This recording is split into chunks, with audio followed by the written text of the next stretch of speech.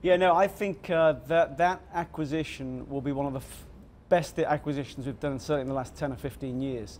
There's huge upside potential. There are synergies. The more we've looked at those assets, there is more potential for us going forward. We'll be going into a lot more detail on that come December, but I think it's a major portfolio reshaping for us in Lower 48. We will sell off $5 to $6 billion of our own assets, predominantly in Lower 48, and I think it gives us a great growth vehicle for the future. It will also add $1 billion of cash to our future projections for 2021 that we laid out at the market at the start of last year. So I think it's, if anything, it's looking like a better acquisition than it looked like 4 months ago. Has the oil price peaked for this cycle, Brian? Oil prices, as I said earlier, they've certainly raced ahead of themselves as we saw through the quarter. There's a couple of indicators to look at. I think first of all, stock levels are back below the 5-year average. What that means is oil prices are now more prone to higher volatility off the back of geopolitics or any supply or demand shocks that we see going forward. They got a little bit ahead of themselves, in our view, through the quarter as we got up over $80 a barrel. They've softened, but they still look pretty constructive. If you look at OPEC compliance, they're sort of bang on the money in terms of what they said they'd do in terms of production.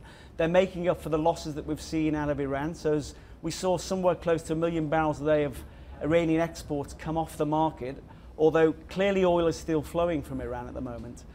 Saudi Arabia and Russia have made up the balance on that. So overall OPEC production is back where they said it would be in terms of their targets.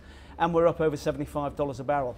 I think we'll start to build stocks as we come through into the winter, so prices may soften a little, but I think they're going to probably stay over $70, certainly in the short to medium term. Our colleagues in Asia interviewed Fatih Birol from the IEA, obviously, and he's made some interesting comments about how he feels that consumers in the emerging world are already starting to be negatively impacted by this phase of stronger prices that we've seen, and very much implying, I think, that we have seen some structural damage on the demand side from emerging. Would you accept that's probably the case, or do you feel that that's overstating the story? No, I think what we've seen so far this year, first of all, demand is staying robust, surprisingly robust given where the oil prices have got. Demand today is still up around 1.4 million barrels a day. We came into this year, it was sort of at 1.7, but that's still pretty strong demand in the overall scheme of things relative to recent growth. I think oil prices at very high levels will start to affect demand. There's no question, we've seen that. We've seen the opposite when the oil price drops, we see demand start to pick up. So I think you will start to see some softening, but it is staying remarkably robust right now. Can I ask you about Brazil? Because I noticed that you've won your first operated position in the Santos Basin. We've had a big sea change at an election over the weekend. Bolsonaro government is about to take hold. What do you make of the operating environment, and what's the backdrop you'll be operating in that country?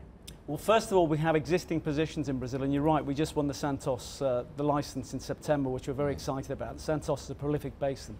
I think generally what we've seen over the last 2 to 3 years, in Brazil in particular, the various reforms that have been coming through have made that a very constructive place to do business. We are very supportive of what's going on the ground today. And we already have a large biofuel business in Brazil with 3 major size mills where we produce bioethanol in Brazil. So I think we see it as being constructive as a location to invest, and we're pretty excited about the Santos Basin license that we won. Hey everybody, it's Hadley Gamble from our new CNBC Middle East Bureau in Abu Dhabi. Thanks for stopping by. Now to watch more, you can try one of the videos that just popped up on your screen. And don't forget to subscribe.